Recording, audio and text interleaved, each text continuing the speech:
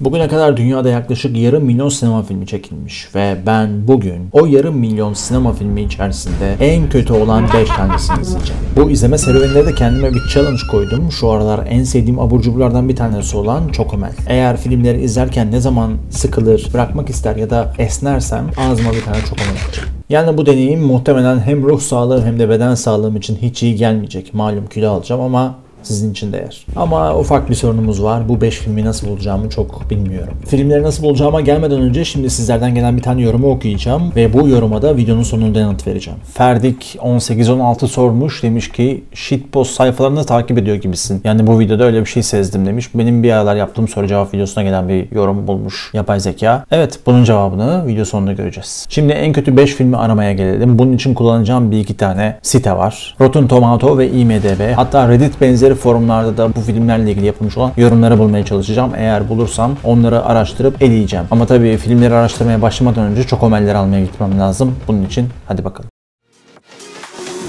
Hazırım.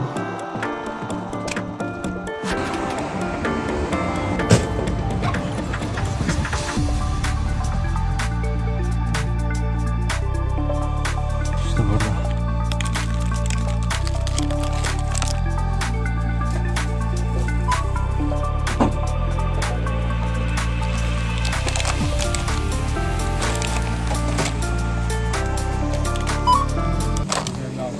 %56. Temas sürücü. Bir de poşet alacaktım. Her zaman için yol hakkı, göz hakkı derler. Zaten yemeyecek misin arkadaşım? Neyi göz hakkı dediğini duyar gibiyim ama ben biraz fazla seviyorum galiba. Abur cuburu. Şu an göremeden açmaya çalışıyorum. Yes. Çok güzel.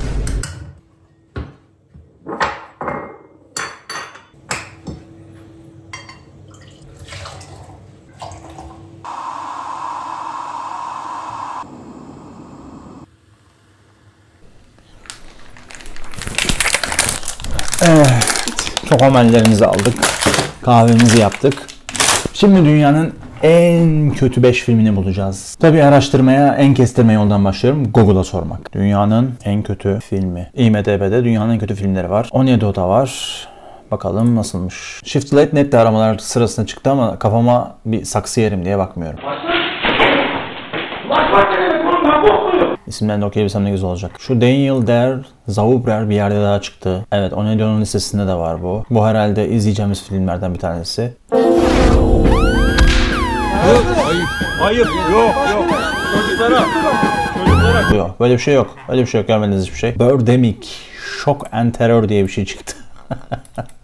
Gerçekten çok kötü duruyor. Afişi bile berbat.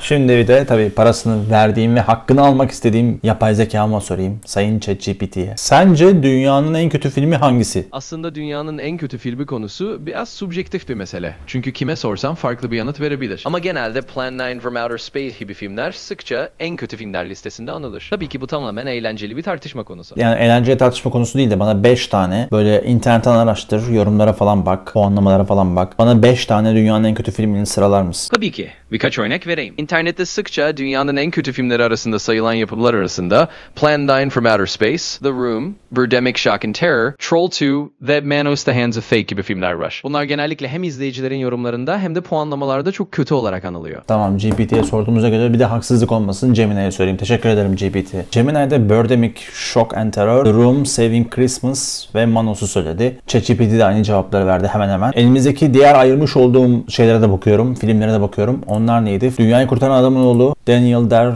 Zauberer. Bunu bütün bir video boyunca söyleyemeyeceğim. Evet, filmlerimizi seçtim. Manos, The Hands of Fate, Birdemic Shock and Terror, The Room, ismini söyleyemediğim Daniel Der Zauberer. Bir de son olarak yerli ve milli Dünyayı Kurtaran Adamın Oğlu. Gözleriniz ve kulaklarınız kanayacak diye yazmış biri Manos filmine. Birisi demiş ki verilmiş olan oylar için yapmayın, kanmayın bu işe. Bu film gerçekten izlenmesi gereken bir film gibi bir yazıda yapmış. Altındaki bir yorumda kesinlikle en kötüsü demiş. Peki The Room yorumlarını çok merak ediyorum. Film o kadar istemsizce komik ki beni parçalıyor. Çok kötü yazmış. Amatörce yazmışlar. Felaket film yazmışlar ama bunu yazan insanlar onun üzerinden 3-5 puan falan vermişler. Yani bu gene biraz filme çok dip seviyesinde değil demek oluyor galiba. Evet, bu benim ismini söyleyemediğim filmi. Daniel Der Zauberer Berer.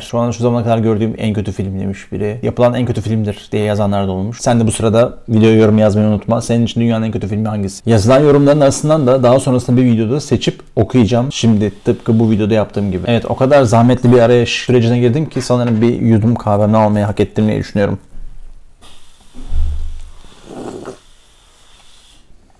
Bir üstüme döktüm ki. Evet, o zaman filmleri izlemeye geçelim. Film o kadar kötü ki herhalde YouTube'a koymuşlar. Oradan izleyeceğim.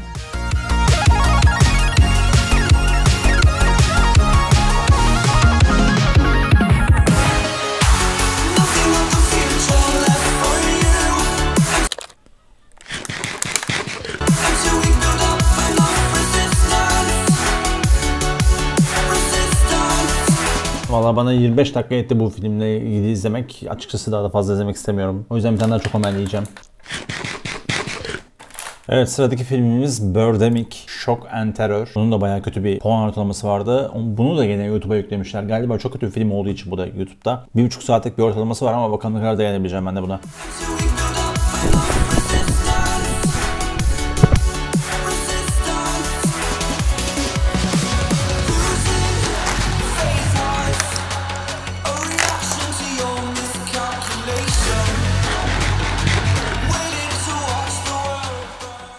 Film The Room belki o kadar kötü değil diye tahmin ediyorum çünkü YouTube'a düşmemiş.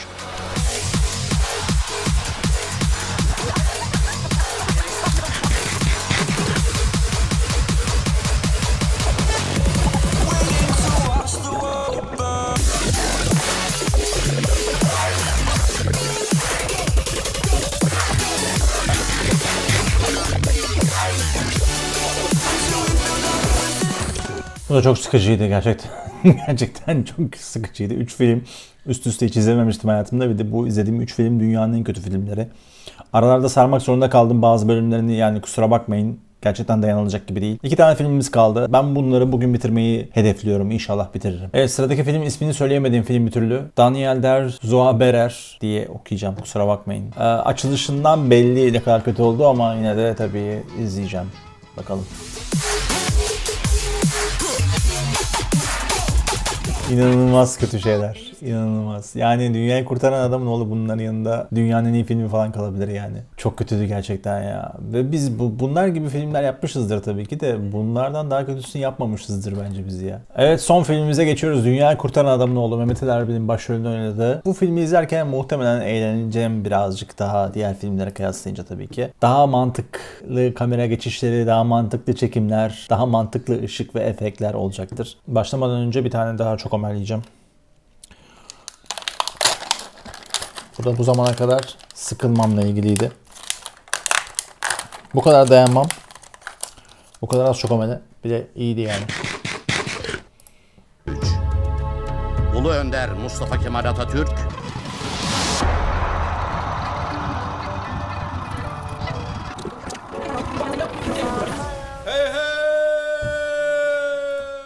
Oh, hepsi bitti. Ay, çok kötüydü. Evet. Çok kötü bir tecrübeydi. O yüzden siz bunu evde denemeyin lütfen. Ben uzun zamandır filmleri ve dizileri çok fazla izlediğim için bana çok bir şey dokunmadı ama gerçekten gözüm kanadı yani. Neyse, şimdi videonun başında okunmuş olduğum yorumun cevabına gelelim. Böyle shitpost tarzını seviyorum çünkü 10 dakikada anlatacağım bir şey değil. Kareli bir görselde çok rahat bir şekilde anlatabiliyoruz. Ve eğlenceli de oluyor. Komik de geliyor. Aynı zamanda biraz böyle insanın derin duygularına da dokunan bir olay olduğu için. Bence her yerde kullanılması gerekir diye düşünüyorum. Her şeyin bitmiş olmasına şerefine, tüm filmleri izlemiş olmamın şerefine bir tane daha çok önemliyorum. Bu sırada sen de videoya like atmayı, yorum atmayı unutma. Bir sonraki videoda da senin yorumunu okurum eğer bu tarz videoyu sevdiysen. Şimdi ekrana çıkacak olan videoyu da izlemeni isterim ayrıca. Çünkü bu video sana özel. Bir sonraki videoda görüşmek dileğiyle. Eğer bu videoyu beğendiysen lütfen bu videonun devamı gelsin gibisinden yorumlar yazmayı da unutma ki ben de ona göre videolar yapmaya çalışırım. Görüşürüz.